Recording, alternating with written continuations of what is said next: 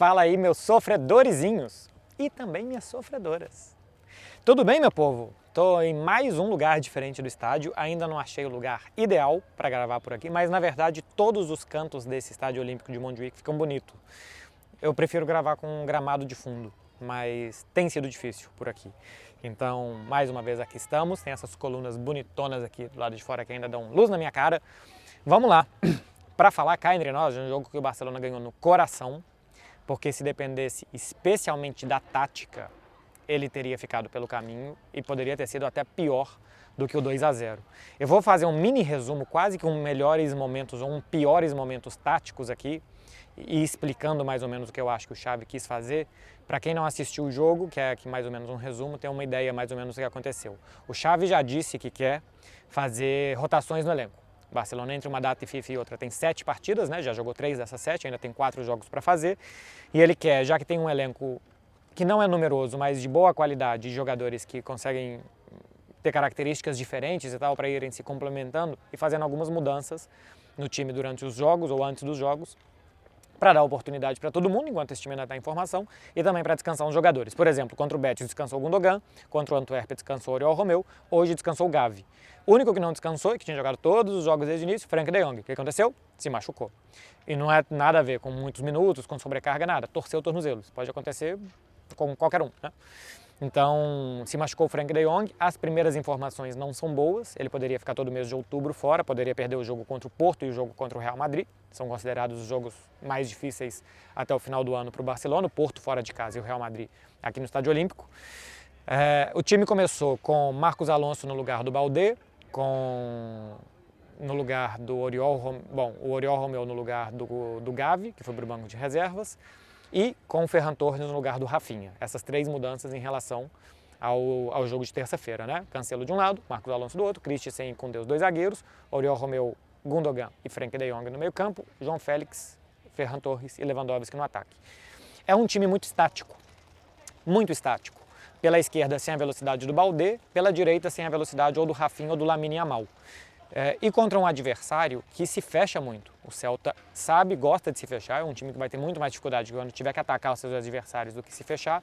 Linha de 5, linha de 3, linha de 2, às vezes era linha 5-4-1, muito fechadinho, muito próximas. Não foi como o Betis e Antuérpia, que saíam para caçar o Barcelona, que davam espaços, que o Barcelona conseguia atrair esses times. Quando esses times vinham, tinha espaço depois para o Barcelona jogar entre linhas e jogar nas costas dos zagueiros. Com o Celta não tinha nada disso.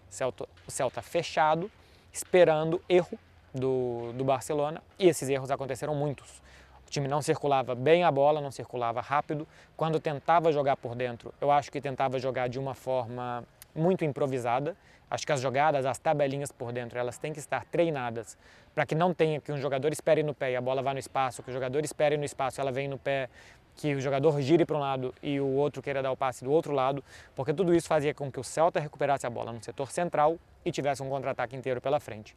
Fez 1-0 no primeiro tempo, podia ter feito 2-0 não fosse Ter Stegen, volta para o segundo tempo com um invento tático que eu demorei algum tempo para assimilar o que tinha sido feito. Saiu o Oriol Romeu e o Marcos Alonso, um volante, um lateral esquerdo, para entrar o Ronald Araújo, um zagueiro, e o Lamine Yamal, um ponta direita. O Barcelona passou a jogar num 3-4-2-1, com Condé, Christensen e Ronald Araújo, Lamine Yamal de ala pela direita, Ferran Torres de ala pela esquerda, Gavi e Cancelo como os 2 volantes, um pouco mais à frente Gundogan e João Félix e o Lewandowski como ponta de ataque.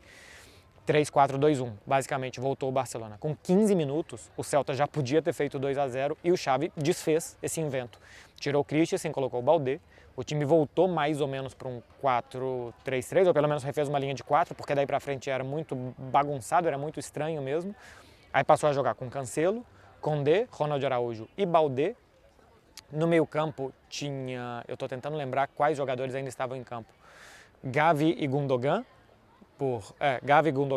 aí abertos Ferran e Lamine, por dentro João Félix e Lewandowski. De novo não deu certo, não foi nada bem, mas aí 2-0 Celta e mais uma troca, a última, sai o Ferran Torres e entra o Rafinha. E o Rafinha nem foi jogar na ponta esquerda e nem o Lamine Yamal foi jogar na ponta esquerda para ter alguém de pé, canhoto de pé esquerdo, né, para abrir as jogadas por ali. O Rafinha foi meio que dobrar a ponta direita com o Lamine Yamal. O que eu entendi dessa substituição foi simplesmente, cara, tem que queimar mais um cartucho, tá perdendo, tá tudo dando errado, tem que tentar mais alguma coisa. E tentou isso. Eu acho que foi muito mais no coração, e vamos ver o que acontece, e não é que aí deu certo. Futebol tem dessas coisas, né? Se foi um invento tático do Xavi, se foi uma mudança tática que eu não percebi, e pode ter sido, porque ele é muito melhor do que eu realmente não percebi. A sensação que eu tive era dobrar 2 jogadores em cima do lateral esquerdo do Celta, com o Cancelo mais na base da jogada, e ver o que podia acontecer por ali. E acontece que o Rafinha joga quase que como um meia, consegue dar um bom passe para o João Félix, a cavadinha para o Lewandowski, 2-1 aos 36. Depois o Rafinha acha bem o Cancelo, que cruza para o Leva fazer o 2-2. E no final, o 3-2, o Barcelona tinha 2 pontas direitas, Rafinha e Lamine Yamal, e quem faz o movimento de ponta direita entrando em diagonal para concluir o cruzamento do Gavi é o João Cancelo, 3-2. Depois o Celta ainda teve chance de empatar. Mas enfim, dá para perceber que com 4 desenhos táticos diferentes, o do primeiro tempo, o dos 15 primeiros minutos do segundo, o dos 15 até os 30 mais ou menos do segundo, e depois o dos 30 até os minutos 52 de jogo, 4 desenhos táticos diferentes, em nenhum o Barcelona conseguiu jogar bem. Outra coisa é que conseguiu jogar com coração. Jogar com coração, com vontade, com garra, não desistir. E também vale. Cara, quando o Real Madrid ganha assim, todo mundo bate palma pro Real Madrid, que o espírito, que o imortal, que não sei o quê. Então, quando o outro ganha, também tem que valer, né, tudo isso. Não é todo dia que vai jogar bem. Me preocupa porque jogou muito mal. Porque quando jogou contra a defesa fechada, quando jogou contra a linha de 5, não teve drible, não teve 1 contra 1. Eu acho que o Xavi escalou o time pensando mais nas rotações e talvez na qualidade que o Celta tinha mostrado até aqui, do que nas características do Celta. Precisava de jogadores de 1 contra 1 e ele tirou basicamente todos, que era Lamine Yamal, Rafinha e Baldé, os jogadores que o Barcelona tem de encarar o adversário. E depois o time teve que reagir como deu. Individualmente é o Barça dos Joãos, né? Uma assistência do João Félix, um gol e uma assistência do João Cancelo. Então, assim, os Joãos, como eles falam aqui, estão resolvendo, mas não fizeram um grande jogo. Especialmente o Cancelo, acho que o João Félix ainda tentou mais e tal, estava meio que na linha dos outros, o Cancelo defensivamente mal. Agora, cara, eles são muito bons. Assim, eles são melhores dos que estavam aqui antes. Então, a qualidade de vez em quando faz a diferença. Simplesmente a qualidade em um lance pontual pode fazer a diferença. E acho que hoje isso ajudou a fazer a diferença por aqui.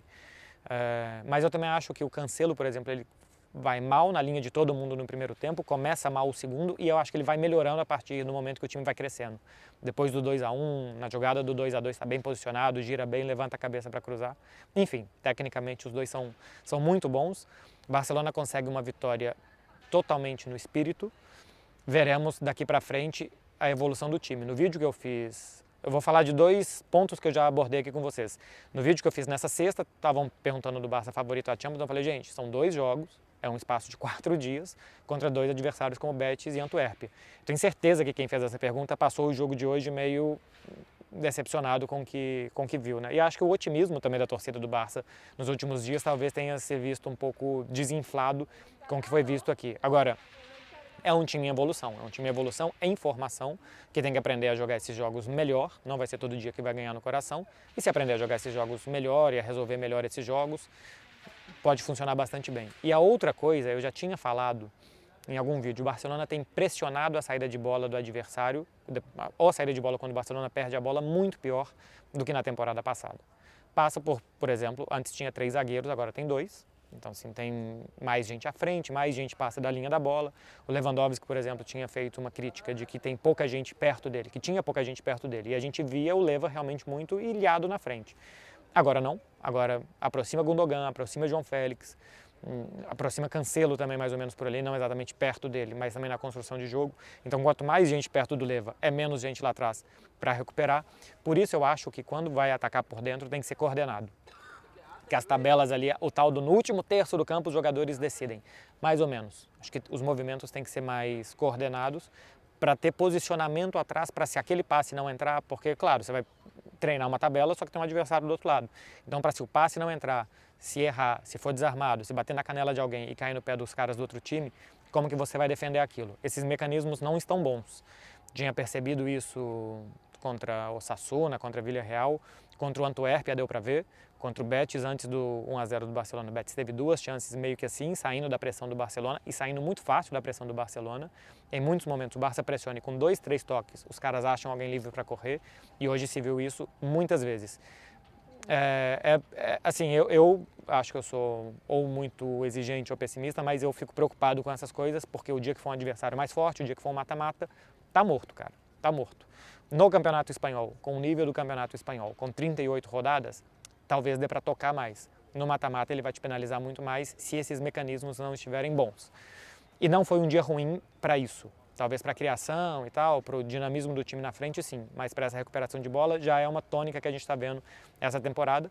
Mas enfim, acho que ganhou, tem que elogiar. O espírito, a qualidade técnica, o poder de decisão. Hoje é para falar alguns poréns, mas para enaltecer o espírito desse time. É muito bom que tenha alma vencedora e esses jogos ajudam a formar a alma vencedora. Contra o Villarreal já tinha sido assim, hoje foi do lado da torcida. 42 mil pessoas aqui, um estádio para 50 mil, quase 90% do estádio ocupado de novo, muito barulho. Hoje eu acho que fez a diferença, hoje fez muito barulho realmente o torcedor do Barcelona após o 2-1. No 0-2 o torcedor ainda estava acreditando até, acho que mais que o time. Depois do 2-1 a torcida empurra demais o time para frente. É 100% de aproveitamento aqui, né? Tinha jogado antes dessa nova fase aqui 2 jogos como mandante, agora já são 4 jogos e 4 vitórias. 4 jogos? Né? Ganhou do Cádiz, do Betis, do Antuérpia e agora? Bom, fora o Gamper. 4 jogos, 4 vitórias, então assim, a cada dia vai se sentindo mais em casa, o que também é positivo. Falei de coisas negativas, de positivas, fiquem aí com o que vocês quiserem ver, copo mais cheio ou mais vazio.